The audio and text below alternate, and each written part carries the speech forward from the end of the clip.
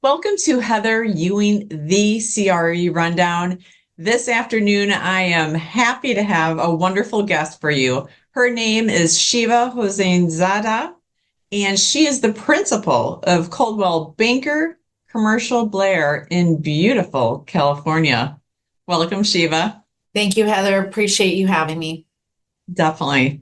So glad that this ended up working out. So we met in Chicago at the CCIM uh, chapter officer training this past summer, and it was just so nice to meet you. And that's one of the aspects that I really love about CCIM.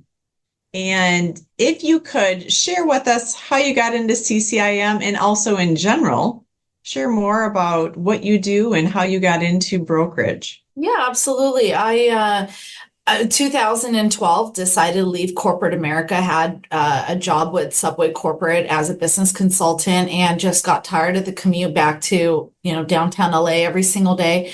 My father had been in real estate his entire life, and it was something that I'd always been interested in and wanted to get involved with. But I graduated college in 2008 when the market crashed. So it was just the worst time to get involved then, and decided that, school took me in other directions. But in 2012, I started noticing that the market was coming back, and I thought it was the perfect time to leave my corporate role and start studying for my real estate license. So while I was doing that, I was looking for some sort of internship or training program that would be available that I could learn the ins and outs about real estate while I was studying to get my license. And that's where I came across this Craigslist posting about a job opportunity here at Coldwell Banker Commercial Blair. And I met Becky Blair, who was at the time the owner of our company, learned about commercial, which wasn't even on my radar at the time. I was just considering just getting my license and doing residential. But being that I had a degree in business finance from Cal State Long Beach, it just was a natural fit to get in the commercial industry. And Becky became my mentor. So I joined her team once I was licensed in 2012, and I've been here ever since. And she herself was a CCIM. So she advocated for me to do the classes and get certified myself. And I did it a lot slower than she did just because of the time frame and the financial commitment and the traveling. At the time, there wasn't a whole lot of opportunities in taking courses locally, so we had to go to Chicago or other areas. But now they've changed that, so I'm encouraging all the agents in my team, because they're offering 4 classes in Southern California this year, which saves on the travel expense, so it makes sense. And I'm so became CCIM certified, I believe, at the end of 2022. And I just was really excited to get that upper level of education and at the same time build my network. Now I've met you and so many other amazing people already through the organization. And this year just joined the CCIM SoCal chapter board of directors. So I'm now looking forward to serving and getting more involved with the group. So that's how I started. And I've been doing this now for going on 12 years. Been with the same firm, and now Becky, my mentor and partner at the time, has retired and took over as a principal with 2 other agents here in our office in January of last year. And so now playing the double role as an agent, broker / also principal. I personally specialize in retail and office in the Long Beach area and surrounding territories, but my team does anything commercial related. We've got a multifamily division, industrial division, retail division, investment sales, as well as we do quite a bit of leasing. That's perfect. It's full service. So congratulations again on becoming principal last year. That's a huge accomplishment. Huge Yeah, it's one of those, anything that takes you to that position. We definitely know there's been a lot of hard work, a lot of hours, a lot of deals, a lot of connecting, networking, and also growth. I don't know about you, but I think one of the things I've noticed most about myself personally in commercial real estate for the past about 10 years is I frequently will say it's one of the best self-development programs you can ever put yourself into, because you learn so much and you evolve so much. And there is a big difference between agent, broker, principal, and so many different little peculiarities, but they all make a big difference. What would you say are two or three things that really helped you to transition then to becoming a principal?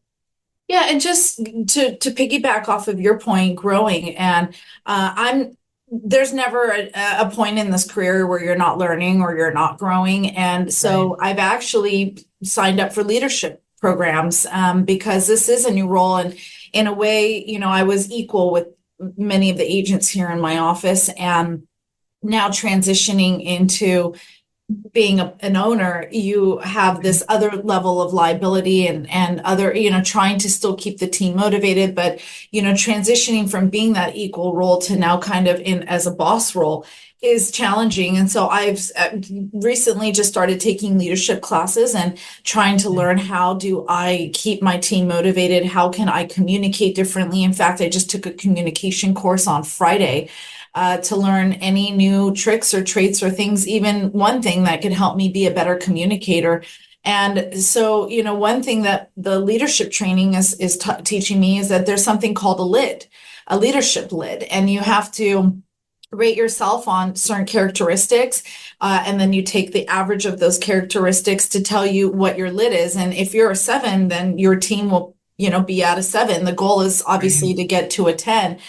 So it's still that part, putting in the effort, putting in the time. I'm also spending 50% of my time focusing on what does the company need, implementing team building. We've been really celebrating agents as they are getting bigger listings, or, even something as simple as a birthday, just really letting them know that, we care, and we're not just a traditional brokerage where you just come in and do deals. We really act as if we're a family here, and we all support each other.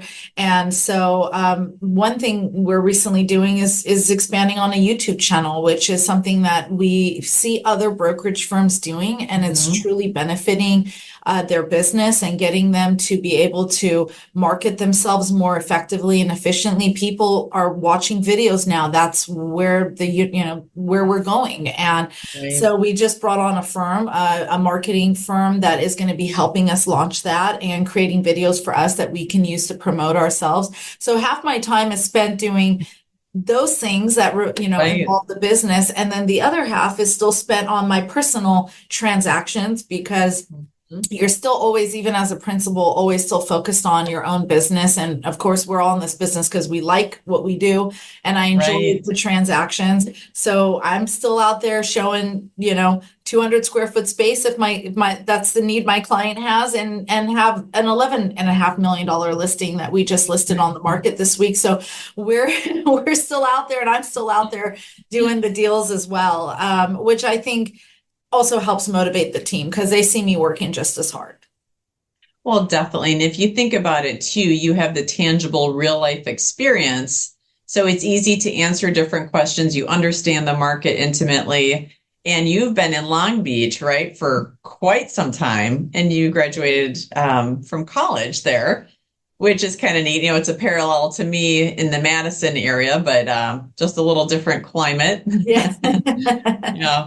But Yeah. I think too, that's where that market knowledge is so important. And I think that's too what has helped like you and myself really gain the respect and credibility in the industry, because it's all of those hours, all of those deals, understanding the market intimately. And I think too, having been in an area, you remember what it was like 20, 30, 40 years ago versus now. And so it really does help to fill in the gaps of some of those little nuances that you still just don't get with the demographic psychographics. Yeah, I was born and raised in Long Beach, and I work here in downtown. I live by the park in El Dorado, so I actually live and work in two opposite parts of the city, but We've got the whole city, basically in our, in our backyard. And that's why it was so easy for us to really grow the business here. But we're really now focused on expanding our footprint. I'm looking to hire agents.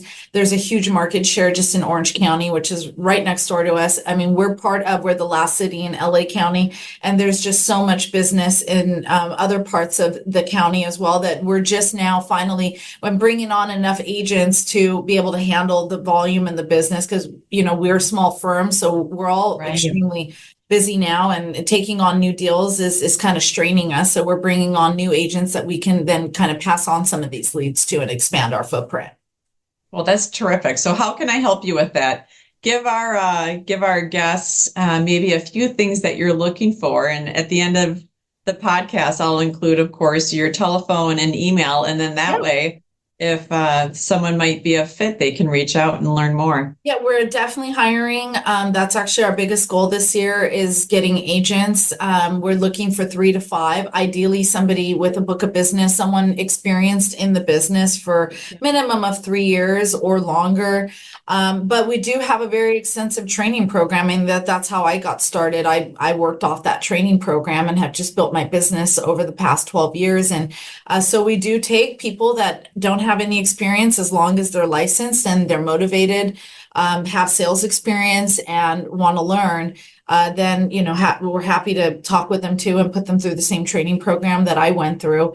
But we do want people that are local. Obviously, if you're looking to, if you already live around Long Beach or are looking to move around Long Beach, then that's who we want. We just recently interviewed somebody in kind of the downtown LA area. And though we liked him, even though you think LA and us, we're so close, but with traffic in, where we live, it's an hour to an hour and a half drive. And so, we don't really think that that's feasible for somebody to make that kind of commute every day. Plus, we're always on the road showing our property. So we'd like somebody that is more centralized to where we're located. Definitely. That makes complete sense.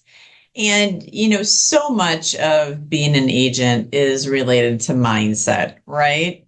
As you know, deals can go every which way. And what are a tip or two that you would suggest of something that's been really helpful for you, or maybe how that's shifted over the years too, of if you use different tools or if you have one or two that are kind of like your trusty too? Yeah, these deals are hard and it does get to you sometimes, especially when a big deal falls apart. I've learned over the years to just not take things so seriously as I used to when I first started. But just to be a couple tools for me that have made me successful. Number one is just staying organized. Have a system. If it's a CRM system, I'm old school. I use a Franklin Covey. I write everything down, but that's what works for me. Even younger generation than me is everything goes into their phone, and that's okay because whatever system benefits you, just stay organized. Because once you start getting busy, you get a lot of contacts, a lot of calls, a lot of phone numbers. And you just want to make sure you know where everything is. I also make a to-do list every day. It does not matter for me if the market is really good or really bad. I have my same list of things I have to do every day. And I just go through them one at a time and I check mark what I finish, and the things that I don't finish goes onto my calendar next day and usually goes onto the top so that I make sure that I still make time to get to those. And just, work ethically and honestly. I mean, this business, a lot of it is repeat customers, referrals. And if you are really chasing the commission, if all you care about is that dollar amount, the clients know it. They may not want to work with you again. I never even know half the time how much I'm making on a deal. I treat every deal, small or big, as if it's the same amount of money. And I just try to do the best that I can for my clients. And they recognize that. They know that they can trust me, and that's why they come back. So, don't chase the dollars. If you do the right thing, the dollars will come to you. And I agree completely. I think it's one of those where people can sense, right? Whether you're verbally saying it or otherwise, people can sense when you're genuinely there to help versus kind of skimming over things to quick get to a finish line or something like that. So I think that's such an important point.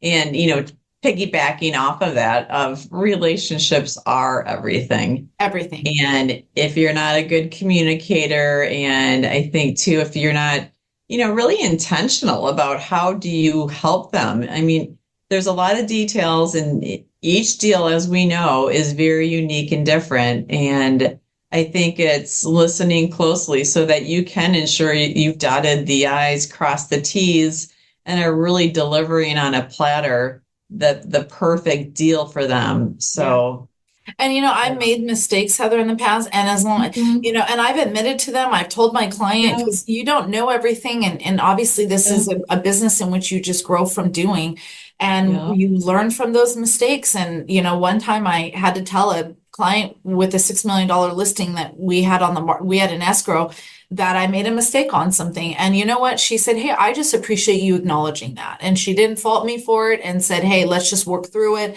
At least, you're not sitting there blaming somebody else for the error that you made."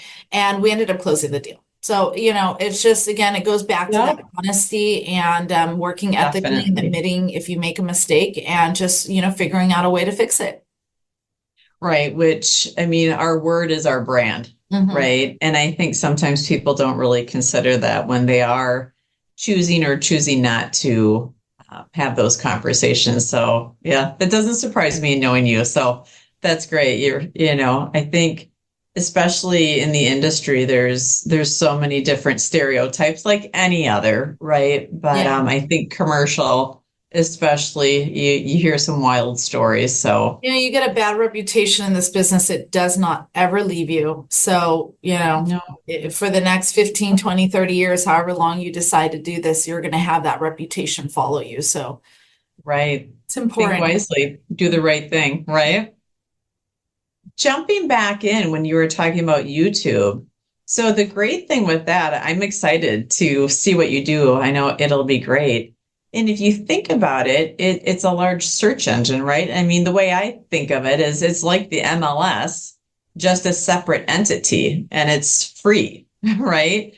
At some point, I'm wondering when Facebook, Insta, YouTube, all these different, pieces are going to start having a high stakes fee because of the audience that you're able to connect with. Yeah, I think that, there's probably be a fee, but maybe not a lot, because they still want people to create the content, which is bringing the people the views, and then therefore they can go back and charge what they charge to the advertisers that are advertising with them.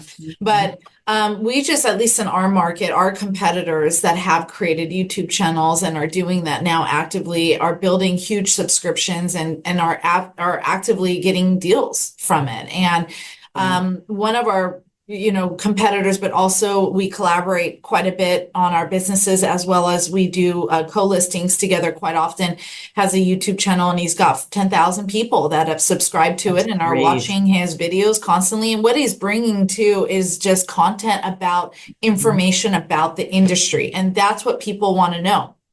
And nowadays, if they want to learn something, that's where they go, is YouTube, and they watch videos, because people don't have the time, or they don't want to invest the time in reading things anymore. So they want to watch a quick video that can teach them something that they didn't know before about the real estate industry, whether it's, how do you grow from, let's say, a small two unit multifamily property to a 10 unit multifamily property. How do you scale that? He does videos, or he's, has told us about videos where he just brings on guest speakers that are potentially developers, and they talk about what they look for in the market. And so all of that is information, and the information is drawing people. And then when they have a need, they're thinking of you to fulfill that need.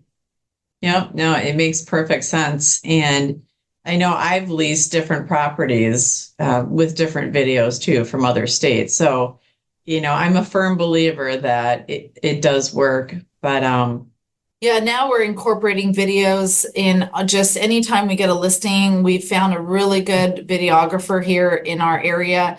And he comes out and he does these wonderful drone videos, shots of the properties, us talking about the property interiors and exteriors, and he edits everything together. And we just put a QR code on all of our flyers, and all of our marketing. So whenever anybody inquires about the property, they can just click on the QR code and be directed to the video. And now they're getting, firsthand kind of walkthrough of the property, in addition to having the marketing materials that might have, information about the property, income, expenses Mhm. and other Mhm. stuff. But so that's where our future is. And we're just trying to, I feel we're a little bit behind, because others are already doing this, but it's never too late to start. Oh, definitely. And sometimes, you know what I mean? Letting the initial ones work some of the kinks out Yeah. never hurts either.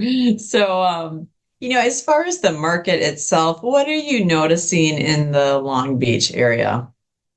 We're still we are in Southern California, so we have a major housing crisis here. Even though people are leaving California because of the high cost, there are still quite a bit of people moving here because of the, benefits of the weather and our just way of living. And so we're having to build quite a bit of housing just to fulfill the demand. Rents are high, assets are high. I mean, the price to purchase is high.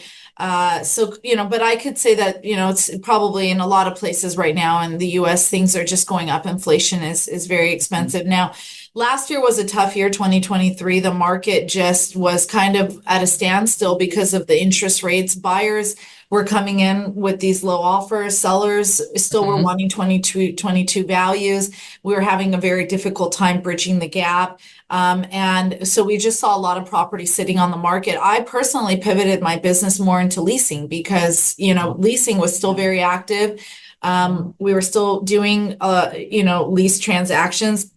I was, maybe leasing smaller spaces, like 1,000, 2,000 square foot spaces, but they all added up, and 50% of my Yeah. income last year just came from doing the leasing. So I know others, brokers in the industry that don't do leases. A lot of them were, kind of starving last year, Yeah. because of where the market was. Now, very optimistic about 2024. So far, we started a little slow in January of this year, but things have significantly picked up.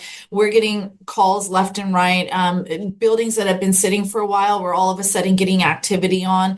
So I think everybody was waiting in 2023 to see what was going to happen. This looming recession, is it actually coming? Are we going to, be there? And it didn't happen. I mean, if it did, it wasn't significant. And I think people are just tired of waiting now. They're back to Mhm. business as usual. Rates are supposed to come down this year. So far, Right. it hasn't happened, but I know that it's going to happen likely in the second quarter and throughout the rest of the year. And for sure, by the end of the year, we're going to see rates coming down, and that's just going to increase activity levels. I'm feeling really good about 2024. And I know just from what we have in our pipeline, we're going to have a good year. And it's just Yeah. about, sometimes last year we worked harder. I mean, we did. When the market Yeah. goes down, you Yeah. just have to put in more hours. Just work harder. It still doesn't, there's still business. You just have to go after Right. it. This year, Right. I still think we're going to work hard, but I think that Yeah. it'll be a little bit easier to put the sale transactions together like it was in 2022. I agree. And to your point, you step up to the plate. So sometimes, you do whatever it takes. And that's where, to your point, the outreach, I do a fair amount of cold calling still and different things like that too, because it's amazing what you can learn through a phone call or in person through canvassing. Yeah. So those have both been kind of mainstays throughout my entire career, and I don't see that changing.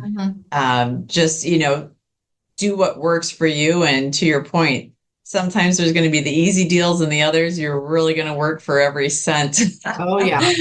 within it with some of these different due diligences. But did you see more of like owner financing, things like that also last year? We had to get creative, but Hmm. surprisingly, we found quite a bit of owners that didn't want to do owner financing because they really Hmm. wanted to exchange.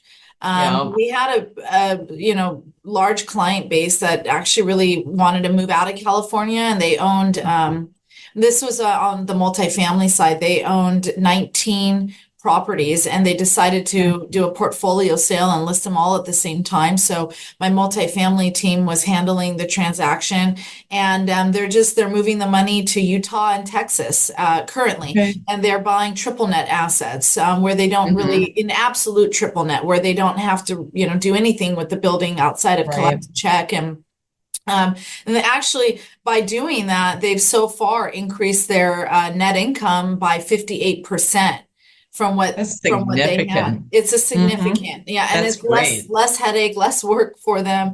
So seeing that happening, but we're having a lot of clients want to do exchanges, and because of that, then they can't do seller financing.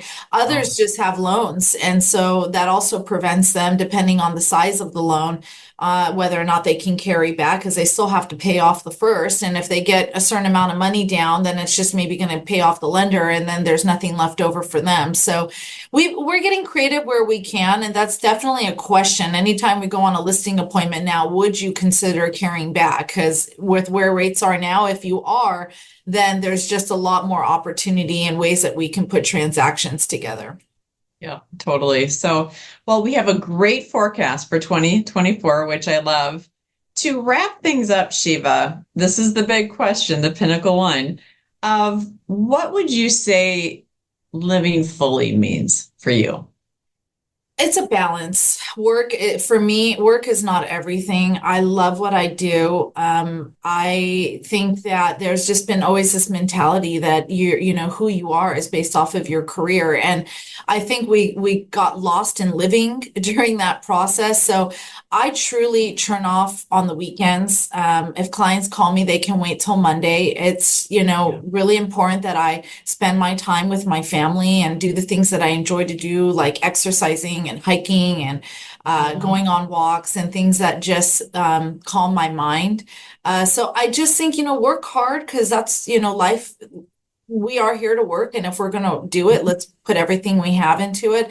But enjoy your family because at the end of the day, when, you know, things come to an end for us, we don't sit there and think, God, I wish I would have worked an extra hour. We always think about the extra time we could have spent with our loved ones. And culturally, we are big on family, being that I'm Persian. And so I really do value my family time and time with my husband. So I think, you know, life is about that. And take your time off, go on your vacations. Your deals will Right. be there when you get back. See the world. You know, that's the best thing that we have for us is to go and travel and experience other parts of Mm. this beautiful world that we live in and other cultures. And, you know, just have that balance. Well, that is perfectly said. So, on that note, Shiva, thank you so much for joining me today. And like I said, I will post your contact information. So as people, if they line up, they can definitely reach out to you for becoming an agent or to learn more or utilize your services. So Thank thank you, you so Heather. much. Appreciate it. All right. Thank you for All your right. time. Bye. Bye-bye.